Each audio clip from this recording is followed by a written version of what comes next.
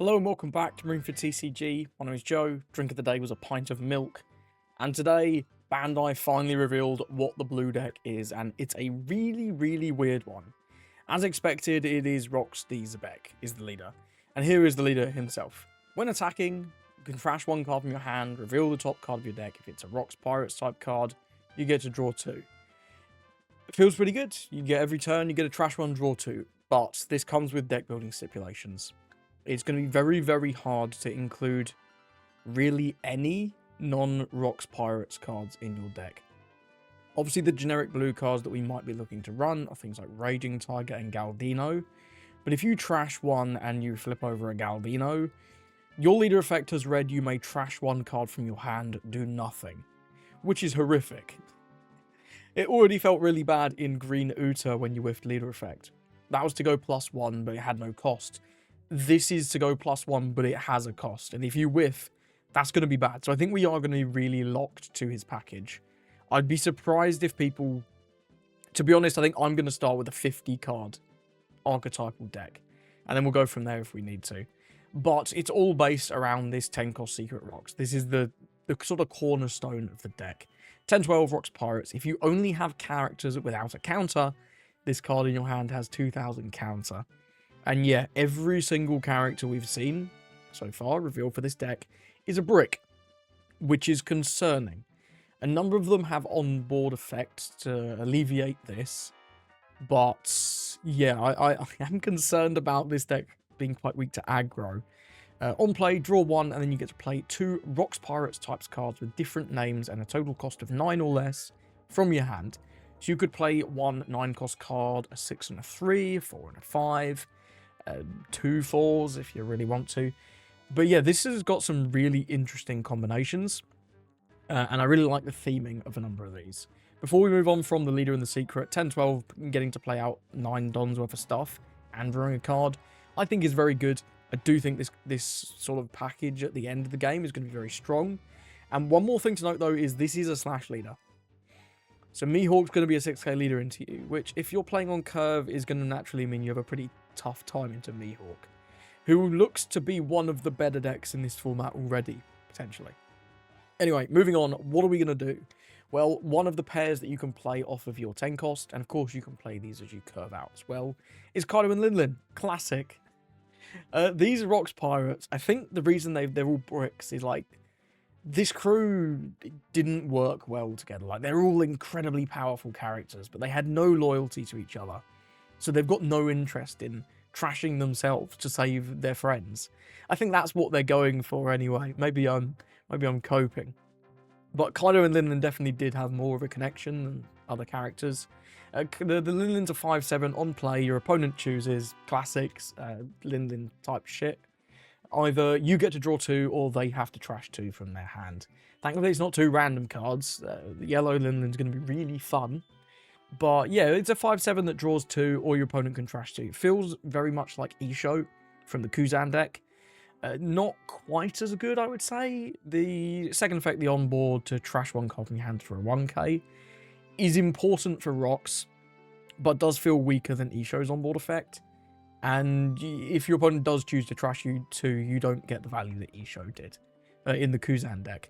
But yeah, I enjoyed Isho in Kuzan. This feels quite similar, although your opponent gets more agency in what's going to happen. And then you got this Kaido. He's a blocker 4/6. On play, reveal 3 RoCkS Pirates cards, which you're going to have them. But that is a lot of information you're giving your opponent. Although, with that being said, what's the information you're giving? Oh, they're all bricks. They're going to know that. They're going to know your hand is probably like 5 bricks if you've got 6 cards in hand. And then you get to give on the opponent's characters -3 for the turn. On curve, on 4, not going to be doing very much the on play, but later on, when you combo it with your 10 cost with your Linlin, you get to summon a 5/7 that probably draws 2. Your opponent might choose the trash, but you know.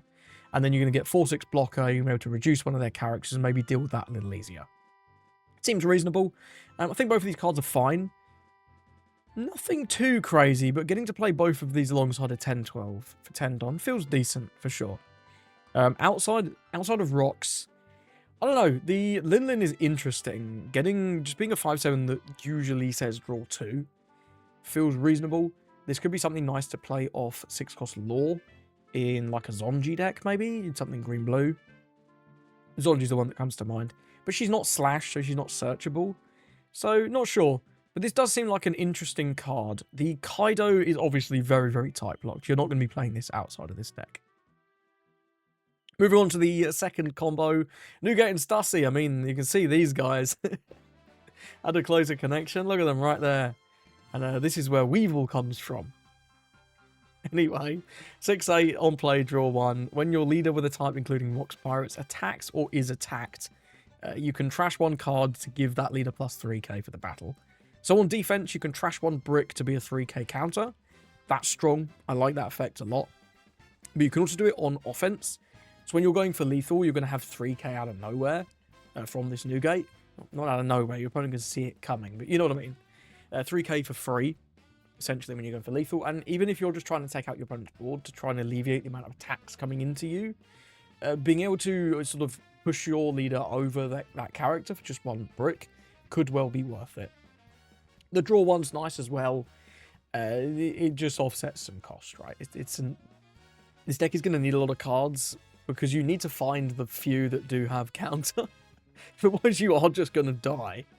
This Dussy's pretty cool too though. 3/5 on play, a base cost 6 or less. Cannot attack until the opponent's next turn.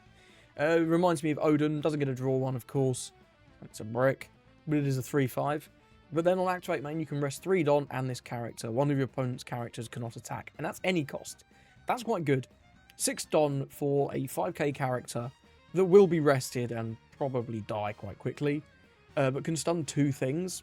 That reminds me of Ice Time from Kuzan, and that card's incredible in that deck. 1 card to stun 2 things for 6 just feels very good value later on.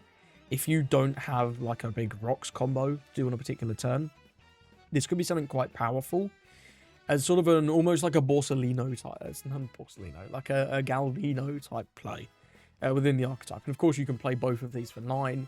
So you get to draw 1, you get that onboard effect, which is really nice for countering. And then you get to remove 1 attack with Stussy's on play, which is pretty cool. You can also do the activate main on a future turn, but you then won't get to attack with her, so double-edged sword. Now the last sort of true pair are Shiki and Kaio. I don't know the lore of this one. Let me know. I don't know who Kaio is. He looks like a bit like Aramaki with the chest tattoo. But yeah, I haven't actually got this far in the anime. So let me know what Kaio is about. But anyway, Shiki's a 7/9 with rush character. When attacking on your opponent's attack once per turn, you can trash 1 card to give one of your opponent's characters minus 3k for the turn. That feels very good. So on 7, you get to play this and then immediately attack into your opponent's stuff. 7/9, you're probably going to be bigger than whatever you're attacking into. But even if you're not, for 1 card, you get to reduce it by 3, which then this can swing into it, and then whatever you've played before this, maybe it was the Big Mum, can swing into a much smaller target. So you're going to get the removal on whatever tapped character this is attacking. The on opponent's attack effect is nice as well. Just again, being 1 card for 3k. With us having so many bricks, we are going to need these characters on the board. And that's something that concerns me a little bit about removal, but that's where Kaio comes in. If one of your characters to be removed from the field by your opponent's effect, you can trash 2 cards from your hand instead. And on play, draw 1. The fact this goes hand neutral is awesome. Feels... Obviously, the natural comparison is to something like Leo, the 2k. You're not playing that in this deck. Firstly, because it turns off the effect of the 10-cost RoCkS being a 2k. It's also not RoCkS Pirates, and it also doesn't defend most of your stuff. This protects everything. However, trashing 2 is a steep cost, especially if we are trashing for the extra sort of offensive pressure with cards like Shiki and Nugate. This is going to be a really weird back and forth on the hand advantage, because your hand isn't counter. Your counter comes from your effects of your characters. But then if you need to protect your characters from things like hard removal, you're going to have to play this Kaio, and then they can punish you by removing this Kaio first with some cheap removal. Then you've got to trash 2 cards to save him, or you might get hit with like a Raging Tiger, and they'll remove Nugate plus Stussy, something like that. It's going to be a really interesting way of using cards as resources, both offensively and to protect your stuff. I don't know how exactly it's going to work out. I think it's hard to say without playing with these cards, and we are going to have some gameplay quite soon on the channel. But this feels very, very unique in how this deck is set up. With the rest of the cards are sort of more of the supporting crew. They feel like the B team. Wang Ji, RoCkS Pirates, Blocker, 4/6. On play, you can trash 1 to bot deck a bunch of 1s.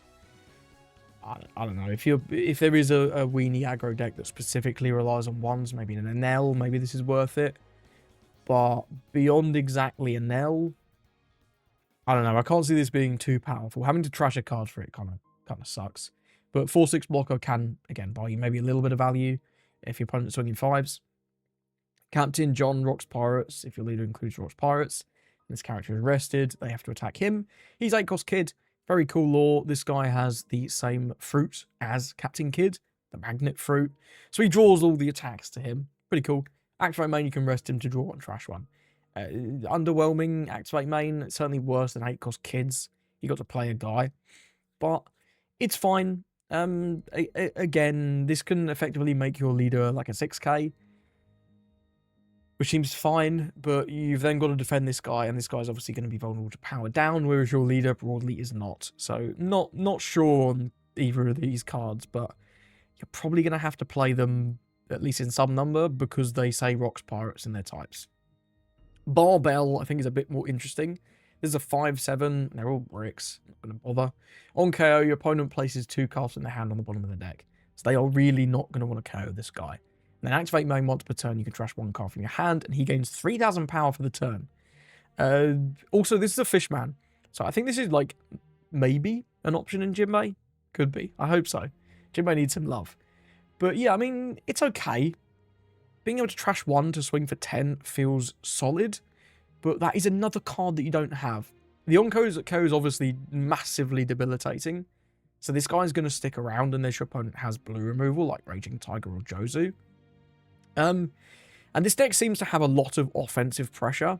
It's almost like all offense, no defense, it feels like. Your defense is really weird in these on-board effects that you trash 1 card to get a certain amount of power. But I can see this deck struggling a lot into aggro. Something like GU Luffy I think could be really tough. But the offense that this Barbell provides is great. Gang Zhui has the same protection built in as the Kaio. Where is he? But only for himself, of course. You can trash 2 cards if he would be removed. And then on play, he buffs your leader to 6k base power. That's actually quite nice. I think this one's going to be quite good on curve. Especially if you are into a deck that prioritizes swinging 5. If you're into something like GU that prioritizes swinging 6, that's not going to be as relevant, because the problem this deck's going to have, in my opinion, isn't like, oh, I don't have enough 2Ks. It's just going to be, oh, I don't have any fucking counter. So, pushing yourself to 6 into most decks these days, I don't know how good that's going to be, but it's like a Yasop. Probably a slightly better Yasop, but Yasop's not great right now. Anyway, Gloriosa we had revealed a while ago. This is a 4/1 blocker on play bot deck of 5. You can play this alongside Big Mum, which is fine. You get a draw 2, you bot deck of 5, you get a blocker. That's not too bad. I think this is also potentially blue boa support, minor blue boa support, Amazon Lily searchable, which is fine. And then you'll get to draw off your blue boa leader effect. All these cards feel really weird. It's like the RoCkS crew. They don't synergize well. They all do just different things. And none of the things they're doing are bad. Except maybe Wang Ji. I'm not too big a fan of the Wang Ji card. I feel like that's the weakest of the ones we've talked about so far. But maybe I'm underrating him. Anyway, yeah, I don't think any of these cards are bad. They just don't synergize together. It truly is like the RoCkS Pirates. These cards don't synergize together outside of some of them draw cards and others like to trash. It's weird. And then RoCkS ties the whole thing together, giving you these crazy combos late game.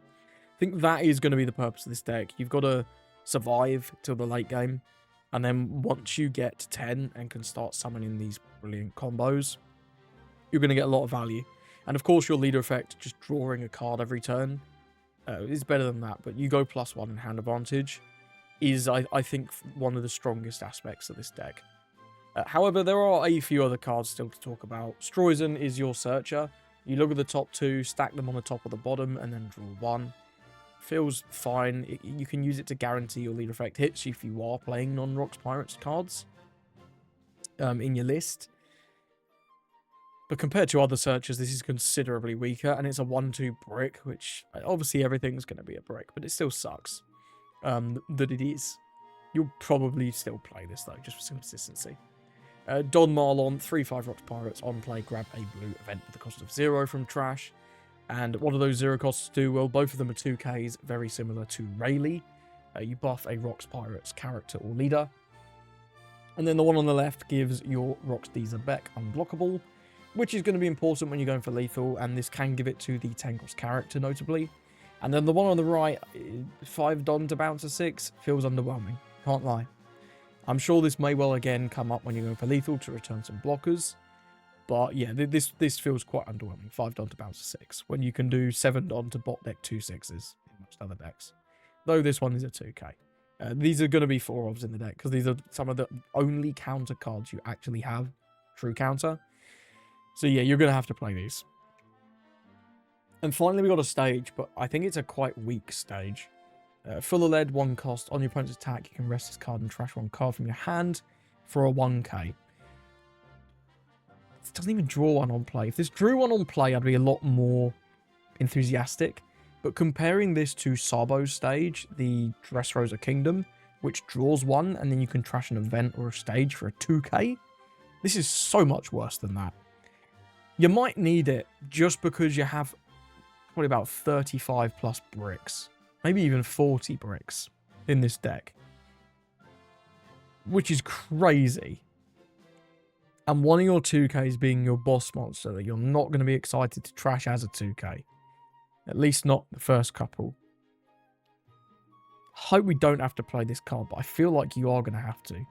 This deck is going to be incredibly light on counter and rely on keeping your opponent's board very, very limited in size, which is going to be really, really weird. And I'm having a lot of trouble evaluating how good this deck is going to be until I get some games in. I could see it going either way. I could see you just falling over immediately to aggro decks. But I could also see this being very strong into some of the top end focused decks. We'll just have to see. We have had some other new cards revealed. Green's had a couple new bits. We also got a 2K top 3 searcher. This Are You Afraid of the New Era is an event searcher, but it's also a god point. You have to rest 1 card alongside the Don for the effect. But this is just then a better search event. Very, very good card. It can also search itself, which a lot of these cards don't let you do that. So being able to search itself and be a counter event, this is awesome for Shanks. Going to give the deck a lot of consistency. And we also got Lucky Roo. He's a top 3 searcher for Red Hair Pirates. This and the Lime Juice, the 2K top 3 searcher. If you're going to play these cards, you're going to have to go very, very heavy into the Red Hair package, which is fine, I think. It's a good package. But it's going to mean a lot of those... You have to cut down the number of those tech cards. Things like Luna, things like 6-cost Law, things like Smoker, 5-cost Perona, Bonnie's Blocker, whatever other green cards that are not Red Hair you're going to think of playing. You can't include too many of them, or these searches are going to start whiffing. And that's tough. But you can also, on opponent's attack, trash Roo to rest something, a leader or a character.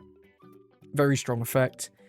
Don't think quite as insane as some people were suggesting, but certainly a very strong effect. Getting out of a swing, it's like the other Lucky Roo, where you'd block 1 swing and blow something else up. You get to just negate a swing with this guy, which is pretty strong. Red gained some insane buffs about 5 minutes after I put out my Whitebeard video. What a treat, we'll have to do another one. Oh dear. It's fine, I'm looking forward to this leader. This Josie was a 6/8 that buffs your Newgate leader's base power to 8,000 to the end of opponent's next turn. That's mad.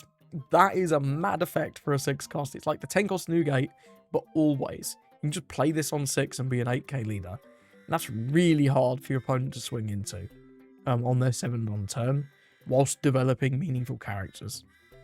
I do wonder if this deck is just going to be an 8k bot. Just, yeah, I'm going to be 8k on 6-don, on 8-don I'm going to play another one, and then starting at 10 I'm just going to start chaining those Newgates. Maybe that's what we look to do. But this also gives the 8k package with the 8-cost Newgate I think, a lot more credence in this deck, which is quite cool. And then we also got a top 5 searcher event for anything with Whitebeard Pirates, which Newgate needed.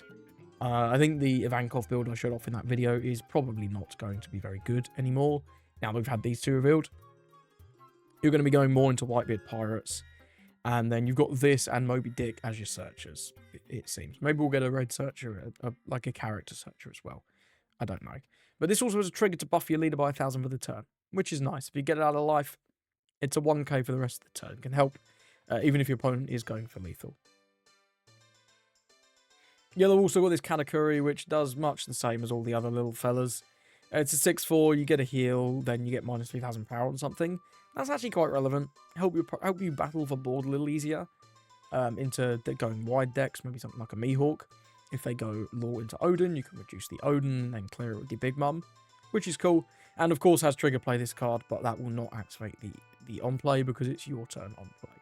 Seems good. I expect Big Mum will probably max out on as many of these Big Mum Pirates type cards as possible. It's somewhat uninteresting. They all sort of do mostly the same thing, but this deck feels like it's going to be incredibly frustrating to play into.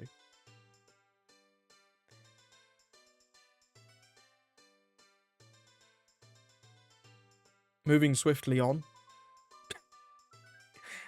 These mangas are cool. We got these mangas revealed. The Straw Hat Crew one. This is going to be like the most scalped card you've ever seen in your life. Or not scalped, like most expensive card. This card's gonna be crazy expensive, but it does look really good. These look so much better than the normal mangas in my opinion. Having the whole crew in the manga style in the back, I love it. And I love that the RoCkS one's really cool too. So many iconic characters and so many not so iconic characters that I now know the names of, like Barbell and Guangxi. Pretty cool.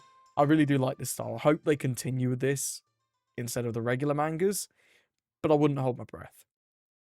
We also do have alt arts. I'm going to remove my face for this bit. Here are the alt arts from the Elbaf deck. They're fine. I like the colours on the Luffy. The Usopp and the Robin filler, they're just kind of, they're good. They're the standard we expect from Bandai these days. The alt arts are always really good. So these don't jump out as either too crazy or too, terrible. This Newgate's a bit mid. I prefer the alt art of the 8 cost from OP17, but here we are. The Shanks one's a mixed bag. I really like the Shanks. I think the Shanks looks menacing as hell. Why is Beckman's nose so big, though? I swear his nose isn't this big. Quite bizarre. It looks so much bigger here than, like, up here, right? It must just be the angle. Anyway, Yasop's cool. Yasop looks cool. The big telescope pointing at you. I like that one. Purple ones, we've got 2 Kaidos that you're kind of doing the same pose. Rawr. But this one's in the dragon hybrid form. This one's in the normal form. I don't know.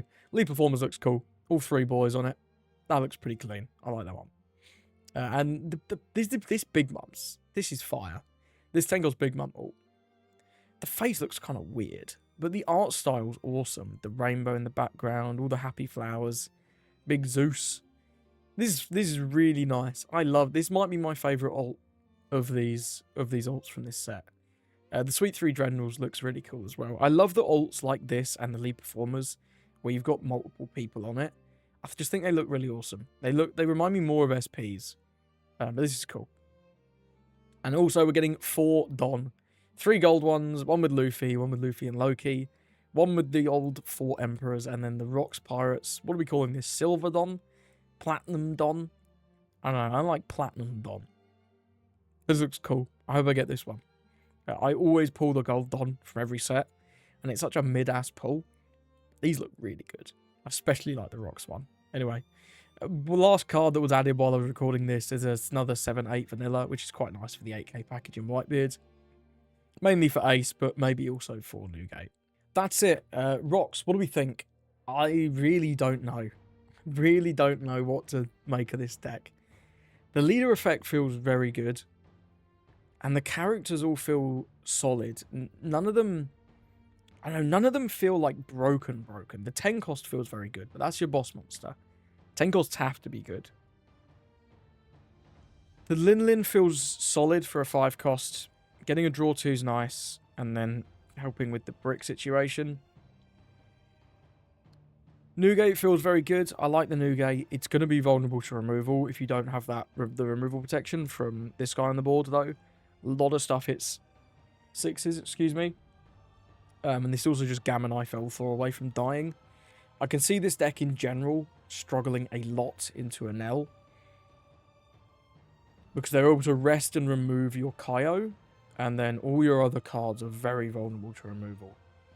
Maybe not Barbell, but his effect on the board is one of the more mediocre ones, would you say? I don't know. But I think these cards in general are good. The Stussy I could see being a generic blue card in the future as well. 6 Don to stun 2 things just feels very good. A lot of these are locked to RoCkS though. The Shiki feels like a very good curve play. But it is gonna... You're going to lose a lot of cards in hand giving this power down offensively, so it's hard to say. I think this deck's got to be good. They wouldn't have held it this long if this deck wasn't going to be good. But I just can't put my finger on it until I give it a few games. You know what I mean? I'm finding it very hard to evaluate how good this deck's going to be. I'm excited though. Looks really cool, really unique. I'm excited to have 10 cards in my hand and 1k counter. As a Shanks main, I know that feeling all too well. Thank you for watching, and I hope you have a lovely rest of your day. Let me know what you think about RoCkS in the comments. I'll stay tuned for some interesting announcements from Sleeve Chief tomorrow. I can't share anything with you right now, but I have more information that I can share with you tomorrow. Code Marine, if you do buy anything from them. Thank you to Sleeve Chief for sponsoring this video.